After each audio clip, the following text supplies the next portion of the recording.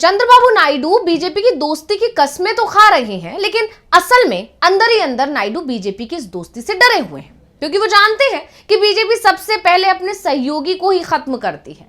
BJP अपने सहयोगी दलों पर दबाव बनाकर रखती है और खास तौर पर उसके साथ अपने ही सहयोगी दलों में बगावत कराने के आरोप लगते रहते हैं और उससे सहयोगी परेशान रहते हैं। इसी को लेकर अब नायडू भी टेंशन में नजर आ रहे हैं। तो क्या है नायडू की इस टेंशन की असली वजह? क्यों नायडू बीजेपी से दूर जाने की कर रहे हैं प्लानिंग और क्यों बीजेपी से डर रहे हैं नायडू? इस गुत्थी को समझने की कोशिश अपनी स्पेशल रिपोर्ट में करेंगे हम। नमस्कार, मैं हूं अंशिता।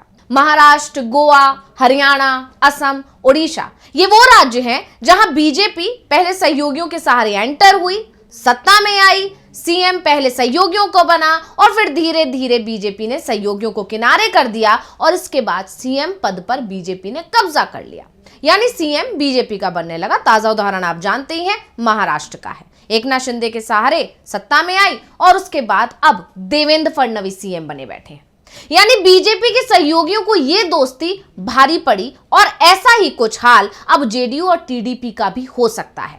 ऐसा दावा संजय राउत ने अभी पिछले दिनों किया था और जैसे ही राउत, जो कि उद्धव गुट के सांसद हैं, उन्होंने दावा किया, टीडीपी सतर्क हो गई और बीजेपी की रणनीति को समझने की कोशिश में करने लगी। तो फिलहाल अभी बात बिहार की हो रही है, तो बिहार में जेडीयू के अंदर इसी तरह का दबाव दिखाई दे रहा है। जेडीयू को अगर इस समय सबसे ज्यादा डर किसी से लग रहा है तो वो बीजेपी से ही लग रहा है। नीतीश की पार्टी एनडीए में है, आप सभी जानते हैं, लेकिन उसे विपक्षी इंडिया गठबंधन की जगह सबसे बड़ी चुनौती एनडीए के अंदर से ही मिल रही है और उसी तरह से आंध्र प्रदेश में चंद्रबाबू नायडू को भी चुनौती मिलती दिख रही है। यानी चंद्रबाबू नायडू की भी चुनौती बढ़ रही है। नायडू को एहसास हो चुका है कि इस समय बीजेपी को उनकी जरूरत है, इसलिए फिलहाल तो स्थिति उनके पक्ष में है, लेकिन ये स्थिति ज्यादा समय तक रहने वाली नहीं है, क्योंकि बीजेपी की जो विस्तारवादी नीति है उसके टारगेट पर अगर कोई अब राज्य है तो वो आंध्र प्रदेश ही है। आंध्र प्रदेश को लेकर बीजेपी ने अपनी गोटियां सेट करना भी शुरू कर दिया है, जिससे चंद्रबाबू नायडू अब चिंता में दिखाई दे रहे हैं। अब कैसे बीजेपी अपनी गोटियां सेट कर रही है, क्या रणनीति है, इसे समझने की जरूरत है। तो आंध्र प्रदेश में चंद्रबाबू नायडू को किसी की जरूरत नहीं है, ये हर कोई जानता है। उनकी पार्टी के पास जबरदस्त बहुमत है। 175 सदस्यों वाली आंध्र प्रदेश विधानसभा में टीडीपी के पास इस समय 135 सीटें हैं, यानी 2/3 से भी ज्यादा बहुमत टीडीपी के पास है। ऐसे में नायडू के लिए सरकार चलाने में किसी तरह की परेशानी नहीं है, लेकिन ये परेशानी आगे भी नहीं रहेगी, इस पर जरूर सवाल खड़े हो रहे हैं। और परेशानी किसी और की तरफ से नहीं बल्कि बीजेपी की तरफ से ही आनी है, यह बात भी नायडू को पता है। नायडू को कांग्रेस से अभी किसी तरह की परेशानी नहीं है और उसका कारण है कि 10 साल पहले राज्य का जब विभाजन हुआ उसको लोग अभी तक नहीं भूल पाए हैं और इसके लिए वो कांग्रेस को ही दोषी मानते हैं। और उनकी नाराजगी ही एक कारण है कि 10 साल से राज्य में कांग्रेस का ना तो कोई विधायक चुना गया है और ना ही कोई सांसद। यहां तक कि जो स्थानीय निकाय चुनाव होते हैं उसमें भी कांग्रेस को वोट नहीं मिलते हैं। पार्टी का जो वोट शेयर 10 साल पहले 45% के करीब होता था, वो अब 1% रह गया है। ऐसे में आने वाले समय में भी नायडू के लिए कांग्रेस मजबूत चुनौती बनती नहीं दिख रही है। लेकिन बीजेपी, जो नायडू की ही सहयोगी पार्टी है, उसे लेकर जरूर टीडीपी के अंदर चिंता दिख रही है, क्योंकि बीजेपी की तरफ से दक्षिण के राज्यों में तेजी से विस्तार करने की कोशिश की जा रही है। यानी बीजेपी अब खुद को दक्षिण में मजबूत करने में लगी हुई है। आप जानते हैं दक्षिण में बीजेपी का बहुत ज्यादा आधार नहीं है, बीजेपी वहां कमजोर है और इसीलिए बीजेपी अब फोकस दक्षिण पर कर रही है। दक्षिण भारत के 5 राज्यों में से 2 में बीजेपी अब मजबूत स्थिति में पहुंच भी चुकी है। लोकसभा चुनाव के दौरान कर्नाटक में बीजेपी सबसे बड़ा दल बनकर सामने आए। राज्य विधानसभा में भी वो मुख्य विपक्षी दल है। तो तेलंगाना में भी बीजेपी ने कांग्रेस को बराबर की टक्कर दी। अब कांग्रेस के बराबर लोकसभा सीटें बीजेपी को तेलंगाना में मिली, जिसके बाद बीजेपी ने साफ कर दिया कि अगले विधानसभा चुनाव में वो कांग्रेस से सत्ता छीनने की कोशिश भी करेगी। अब बचे हैं 3 बड़े राज्य, जिसमें से एक है केरल। वहां बीजेपी का वोट शेयर 20% के करीब पहुंच चुका है और हर चुनाव में ये लगातार आगे बढ़ रहा है। अब आते हैं तमिलनाडु की बात करते हैं। तमिलनाडु में जयललिता के जाने के बाद जो जगह खाली हुई उसे भरने की कोशिश बीजेपी की तरफ से हो रही है। लोकसभा चुनाव में बीजेपी का वोट शेयर 15% के करीब पहुंच चुका है, क्योंकि राज्य में अन्नामलाई के रूप में पार्टी को एक लोकप्रिय नेता भी मिल गया है। अब बस आंध्र प्रदेश बचा है जो बीजेपी की चिंता का कारण बना हुआ था और बीजेपी ने अब आंध्र प्रदेश में भी अपनी रणनीति तय कर ली है और इसी के चलते चंद्रबाबू नायडू की जो चिंता है वो बढ़ रही है। तो अब आंध्र प्रदेश की बात करें तो सबसे पहले यहाँ के जातिगत समीकरण पर नजर डालना जरूरी हो जाता है। बीजेपी का मुख्य वोट हिंदू समुदाय को माना जाता है, आप सभी जानते हैं। अब आंध्र प्रदेश में इसकी जो आबादी है यानी हिंदू समुदाय की आबादी है 91%, जबकि मुस्लिमों की संख्या है यहाँ सिर्फ 7%। हिंदू समुदाय में 3 जातियों का आंध्र प्रदेश की सियासत में दबदबा दिखाई देता है। एक कम्मा है, दूसरी कापू है और तीसरी है रेड्डी। और इसी के चलते आंध्र प्रदेश में ये तीनों की तीनों जातियां दबदबा बनाए रखती हैं। इस समय राज्य के सीएम है चंद्रबाबू नायडू जो कि कम्मा जाति से आते हैं। उप मुख्यमंत्री है पवन कल्याण जो कि कापू समुदाय से ताल्लुक रखते हैं और तीसरे विपक्ष के नेता हैं जो कि जिनका नाम है पूर्व सीएम जगनमोहन रेड्डी और ये रेड्डी समुदाय से आते हैं। अब बात करते हैं कि राज्य में किस जाति की कितनी आबादी है।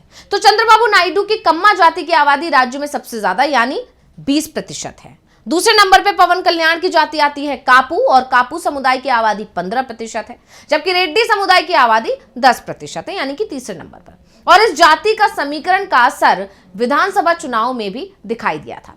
आंध्र प्रदेश में पिछले साल लोकसभा चुनाव के साथ ही विधानसभा चुनाव भी हुए थे। विधानसभा चुनाव से 6 महीने पहले तक यह तय माना जा रहा था कि राज्य में जगनमोहन रेड्डी के नेतृत्व में YSRCP आसानी से सत्ता में आ जाएगी। लेकिन चुनाव से पहले चंद्रबाबू नायडू ने पवन कल्याण की जनसेना पार्टी से गठबंधन कर लिया। नतीजा यह हुआ कि कम्मा और कापू जातियों ने एकजुट होकर एक गठबंधन के पक्ष में वोटिंग की। आमतौर पर यह जाति साथ नहीं रहती है, राजनीतिक वर्चस्व की लड़ाई यहां पर चलती है, लेकिन पवन कल्याण और चंद्रबाबू नायडू के बीच जो समझौता हुआ उसने दोनों जातियों को एकजुट कर दिया और इसका असर दिखाई भी दिया। एनडीए गठबंधन को 150 से भी ज्यादा सीटें मिली, जबकि सत्ताधारी जगनमोहन रेड्डी की YSRCP सिर्फ 11 सीटों पर सिमट कर रह गई, यानी विधानसभा में उसे मुख्य विपक्षी दल का पद तक नहीं मिला। फिलहाल जगनमोहन रेड्डी मुश्किल में दिख रहे हैं क्योंकि उनकी सरकार के कई मामलों की जांच शुरू हो गई है, लेकिन चंद्रबाबू नायडू को भी राहत नहीं मिल रही है क्योंकि बीजेपी के टारगेट पर भी वो आ गए हैं। अब बीजेपी आंध्र प्रदेश में जगह बनाना चाहती है और इसके लिए उसने पवन कल्याण को साधने की जो कोशिश है वो तेज कर दी है। पवन कल्याण को राज्य के कापू समुदाय का जबरदस्त समर्थन हासिल है और इसी के चलते उन्हें डिप्टी सीएम बनाया गया है। दूसरा, पवन कल्याण की जो छवि है वो हिंदू नेता की है और वो अपनी छवि को मजबूत कर रहे हैं दिनों दिन, जो बीजेपी की रणनीति में भी फिट बैठती है। और ये ही नायडू की सबसे बड़ी चिंता की वजह बनती दिख रही है क्योंकि नायडू को एहसास है कि बीजेपी को एक मौका मिला तो वो उन्हें किनारे लगाने में एक पल की भी देरी नहीं करेगी। जिस तरह से उसने महाराष्ट्र में शिवसेना को किनारे किया उसी तरह उन्हें भी किनारे लगा सकती है। वैसे अभी की स्थिति को अगर देखा जाए तो भाजपा और तेलुगु देशम के रिश्ते देखने में तो बेहद मधुर लगते हैं। केंद्र की सरकार के लिए चंद्रबाबू नायडू ने किसी तरह की अड़चन अभी तक तो पैदा नहीं की है। प्रधानमंत्री भी नायडू के सूबे का बिहार से कहीं ज्यादा ध्यान रख रहे हैं। बिहार में इस साल विधानसभा चुनाव होने हैं, बावजूद इसके ना तो नीतीश की विशेष राज्य के दर्जे की मांग अभी तक पूरी की गई और ना ही बिहार को कोई बड़ा आर्थिक पैकेज दिया गया। इसके उलट आंध्र के लिए प्रधानमंत्री खुद जाकर 2 लाख करोड़ की परियोजनाएं घोषित करके आए। अमरावती को राजधानी बनाने के लिए 15,000 करोड़ रुपए की रकम पहले ही मंजूर कर दी गई थी, लेकिन नायडू ये भी जानते हैं कि भाजपा ये सब इसलिए कर रही है क्योंकि वो दक्षिण में पांव पसारना चाहती है। भाजपा जानती है कि कापू और कम्मा का साथ ज्यादा दिन नहीं चलने वाला है, इसलिए वो पवन कल्याण को ज्यादा अपने निकट मान रही है। भाजपा जड़ें जमाएगी तो तेलुगु देशम को घाटा होगा और भविष्य के समीकरणों का ख्याल करके नायडू पवन कल्याण को सियासत में ज्यादा मजबूत नहीं होने देना चाहते हैं। लेकिन जिस तरह से नरेंद्र मोदी और बीजेपी पवन कल्याण से करीबी बढ़ा रहे हैं उससे नायडू जरूर चिंता में दिखाई दे रहे हैं, क्योंकि पवन कल्याण हिंदू छवि के नेता हैं जैसे कि हमने बताया, वहीं नायडू सबको एक साथ लेकर चलने वालों में से हैं, सेक्युलर छवि के नेता हैं। इसलिए बीजेपी के लिए वो घातक सिद्ध हो सकते हैं और पवन कल्याण अगर साथ में आते हैं तो पवन कल्याण और बीजेपी की विचारधारा एक ही है, इसलिए वो पवन कल्याण से नजदीकियां बढ़ा रहे हैं और ये बात नायडू को अच्छी तरह समझ में आ रही है। इसीलिए नायडू अब टेंशन में है और अब वो इस काम में लग गए हैं कि कैसे बीजेपी से धीरे धीरे दूरी बनाई जाए। तो रिपोर्ट आपको कैसी लगी हमें कमेंट करके अपनी राय जरूर दीजिएगा। इसी के साथ मुझे दीजिए इजाजत। देखते रहिए डीवी लाइव। नमस्कार।